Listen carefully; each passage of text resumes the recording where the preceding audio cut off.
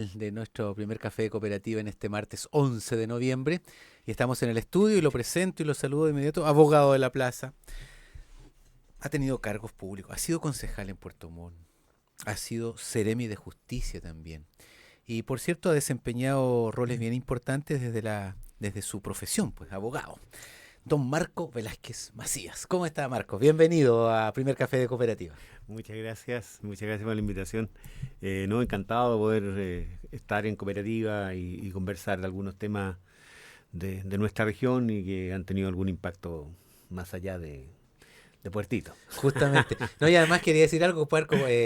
Usted en los 80 estudiaba Derecho en la Chile, en Así es. Santiago, y Cooperativa era parte del imaginario, ¿no es cierto? Esta radio, Pero por supuesto, absolutamente. por El supuesto. diario de Cooperativa y todo eso nos acompañó en esos tiempos, más o menos más Así, o menos en edad más ujú. parecida con los temas universitarios. Pues, Sí, ¿sí? claro, así es. Pues. ¿Cierto?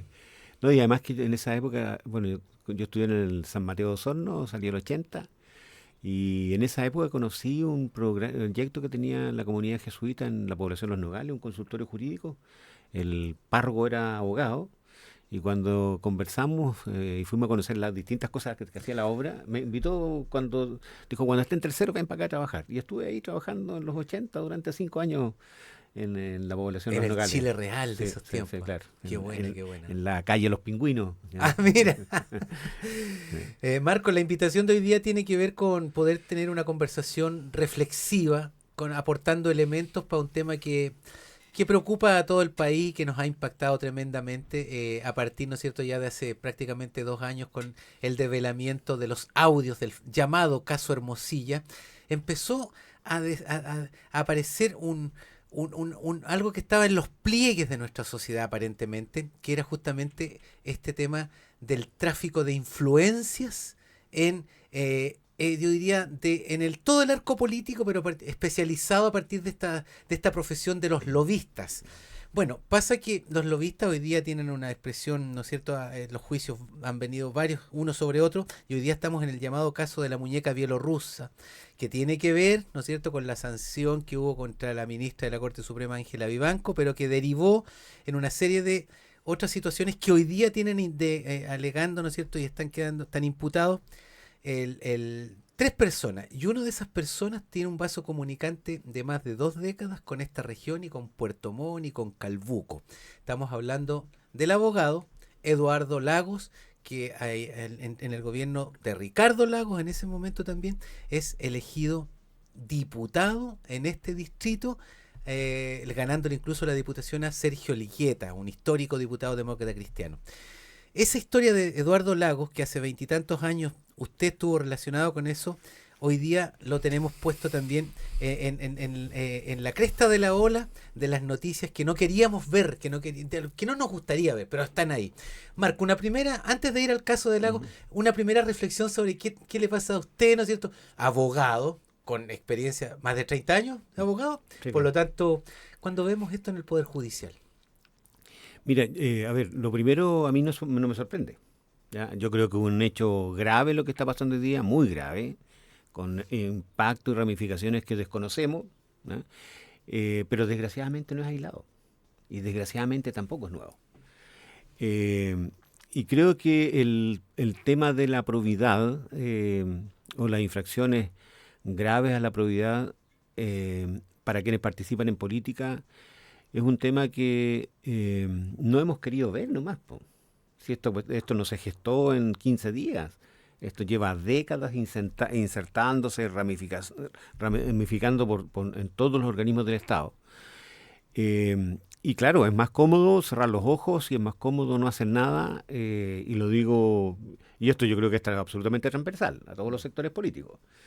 Eh, Yo lo y, dije, todo el arco iris político está metido en este o tema sea, de claro, las influencias. en cuestiones parecidas, y cada cierto tiempo explotan, llenan titulares, artículos de prensa, radio, televisión, qué sé yo.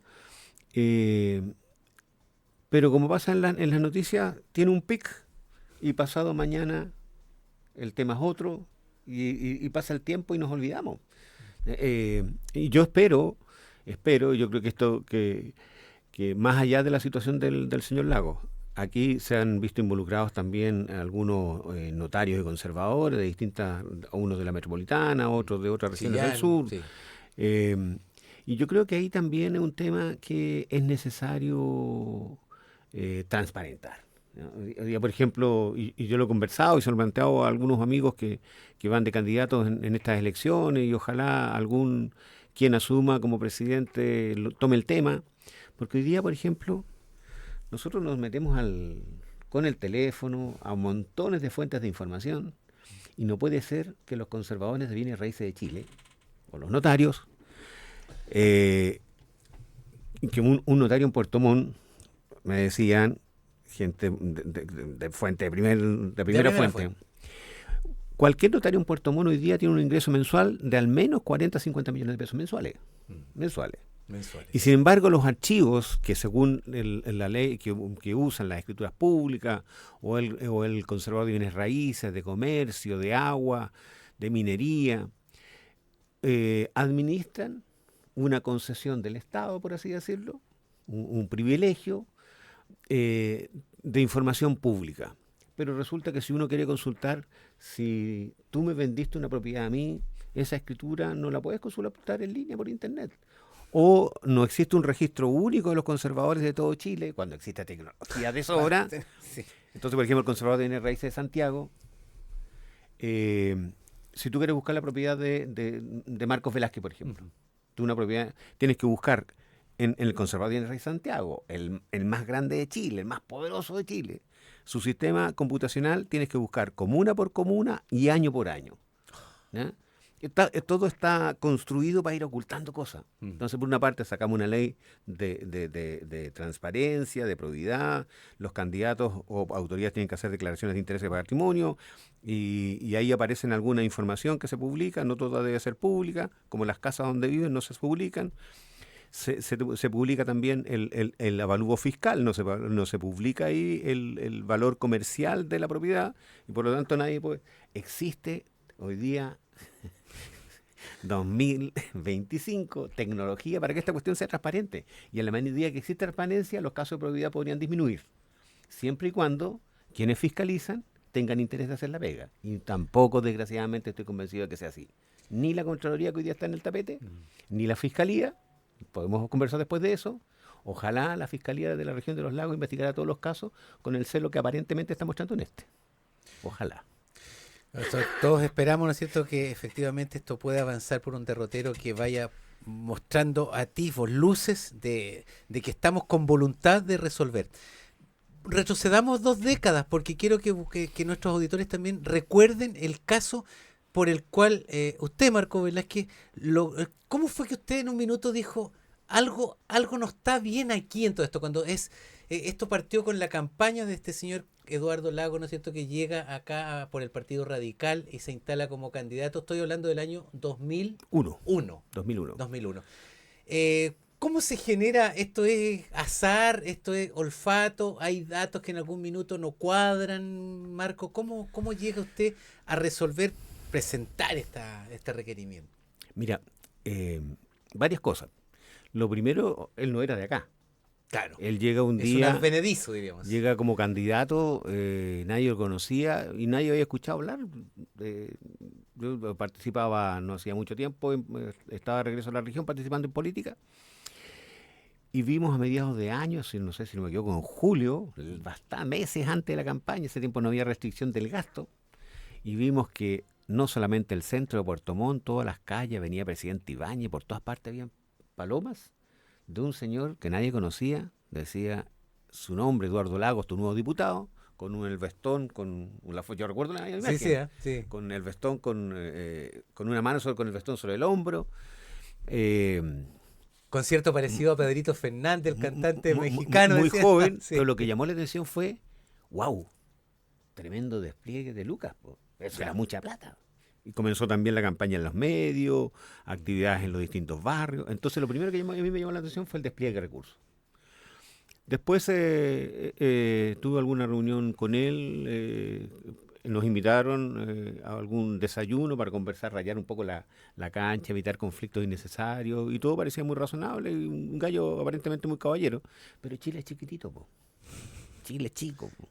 Es un pañuelo, nos conocemos. Sí, claro. Entonces, cuando vino la inscripción de candidatura, este señor que había hecho un tremendo despliegue de meses antes de la inscripción, no aparece inscrito. No se inscribe como candidato. Y la explicación fue, no recuerdo que fue por razones personales, que iba a estar en otros proyectos. Y ahí vino el problema de la inscripción de candidatura de la democracia cristiana.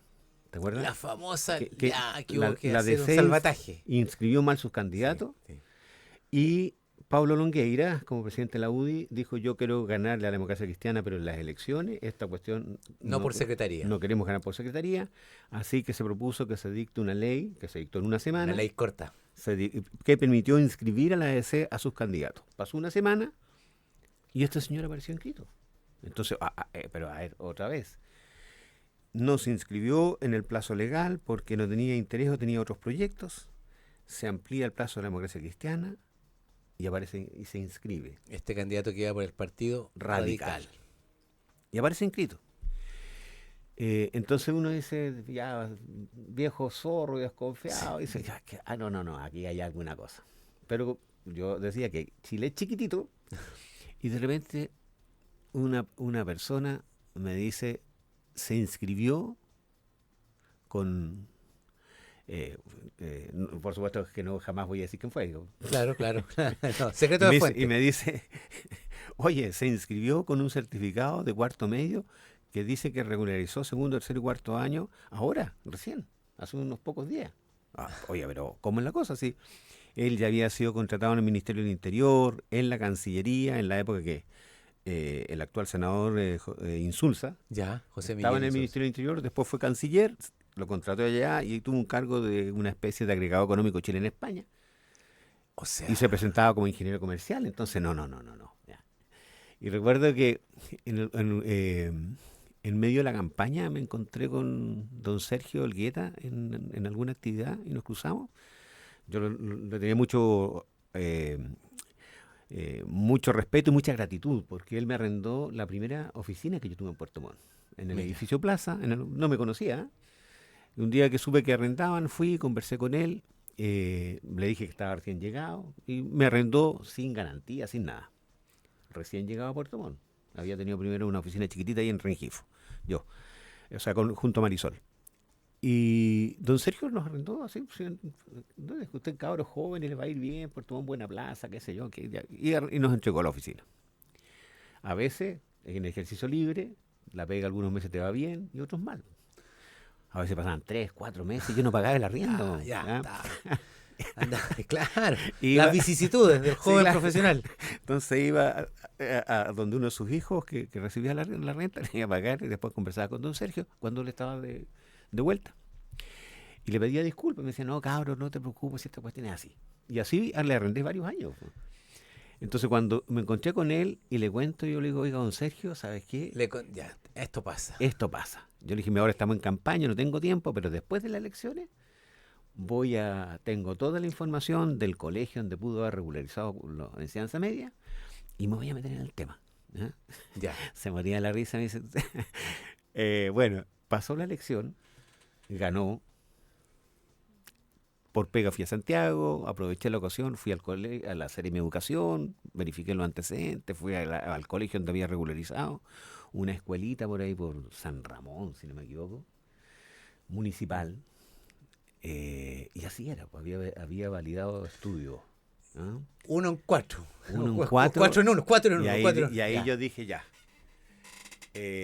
Voy a denunciarlo por digamos, falsificación de enseñanza de la licencia y uso ilegal de instrumento. Sí.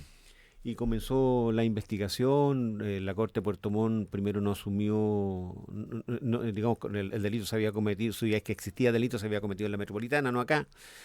Se derivó y la Corte de Apelaciones de Santiago nombró un ministro que se fue de la Corte Suprema no hace mucho, este verano, si no me equivoco, Juan Manuel Muñoz Pardo, que investigó. Fue un proceso lleno de irregularidades. Ya. Lleno de irregularidades, desde mi punto de vista. El ministro Pardo... O sea, hubo gente que intentó Mira, lo que pasa es que desinflar. en las causas, cuando se pide el desafuero, si la Corte de Apelaciones rechaza el desafuero, no hay apelación. Ya. Y el ministro Muñoz Pardo pidió el desafuero en las etapas primarias de la investigación sin investigar. Entonces el destino de eso era que la Corte lo iba a rechazar si estaban pidiendo el desafuero sin investigar. Pero la soberbia seguramente del mismo Lago, de sus asesores, sus abogados eran Isidro Solís, Eduardo Sepúlveda, conocido. Que después fue defensor nacional, el procurador era otro abogado Polanco, y después había otro abogado que no recuerdo el nombre. Y en medio de esto se querellaron en mi contra por injuria y calumnia. Una contraquerella, ya. Y la Corte de Apelaciones de Puerto Montt nombra como ministro para investigar a la ministra de la Corte de Apelaciones, Teresa Mora. La ministra me cita a declarar, y yo digo que voy a alegar la excepción de verdad, que lo que estoy diciendo es efectivo, y le pido a ella que decrete todas las diligencias de investigación que el ministro Juan Manuel Muñoz Pardo no había querido hacer. Y la ministra de la Corte de Apelaciones de Puerto Montt ordenó, si no me equivoco, fue a la PDI que investigue, y ahí se estableció que todo lo que yo había dicho era cierto. Y la ministra Teresa Mora me absuelve, yo pido copia de esa investigación y lo acompaño al proceso del ministro Muñoz. Eduardo Lago fue desaforado por el trabajo que hizo la ministra Teresa Mora en la querella en mi contra, y no por lo que no hizo Muñoz Pardo. Ya, ¿no? Esa es la sí, así claro. fue. ¿Cuánto tiempo fue después de que desde el periodo para...? Mira, esto empezó el 2002, 2002. El 2002 y el 2003 fue desaforado. Perfecto. Y después estuvo también involucrado y procesado en el caso Coimas por la entrega de plantas de revisión técnica conjunto con Tombolini, pero ellos fueron absueltos también ahí. Y aquí, ¿por qué quiero mencionar esto más allá del detalle? Porque en alguna vez cuando se iba a ver el alegato en la Corte Suprema del desafuero, la Corte de Apelaciones de Santiago lo concede, ellos apelan, van a la Corte Suprema. Yo era un abogado de Puerto Montt que nadie conocía. En ese tiempo yo era joven, alguna vez. Y andaba revisando mentalmente cuál iba a ser la estrategia del alegato, y estaban todos los ministros, digamos, todos los diputados radicales, autoridades de gobierno de la época, otros señores que después me decían que por los símbolos eran dirigentes de la masonería, y algunos diputados como el señor Mesa y otros, Mesa era uno de bigote alto, sí. y otro, Carlos Mesa, y había otro abogado otro diputado más joven, que hablaban por teléfono ahí en los pasillos y llamaban al gobierno, decían ustedes si no nos apoyan hoy día, esta cuestión. Impresionante. ¿Ya? O sea, yo me paseaba por los sin pasillos. Tapujo. Sin tapujo, abiertamente. Así Terminado la conversación por telefónica, yo voy y yo saludo a Mesa. Y lo saludé delante de todo el mundo en los pasillos. Y yo le dije, señor Mesa, ¿sabe qué? Me presento. Yo dije, mi nombre es Marcos Velázquez, soy abogado querellante. La verdad es que me parece insólito lo que escucho. No, esto es una vergüenza. Ya. Yo dije, dejen que el Poder Judicial haga su pega como debe ser. Bueno, vino el alegato, estaba el abogado querellante en su mesita solo, para atrás nadie, la defensa, el diputado, hacia atrás estaban los diputados. Una procesión. Claro, pero la cosa era tan evidente que la Corte Suprema confirmó el desafuero. La prensa estaba afuera. Y yo la verdad es que yo creo que si este caso en esa época no hubiese sido mediático, no sé cuál habría sido el resultado. ¿No? O sea, fue importante en ese minuto que estuviera la prensa. Sí, claro. Por eso no estaba la velocidad de las pantallas, todavía no era. Por eso yo creo que es necesario transparentar estas cosas. ¿Ya? Eso.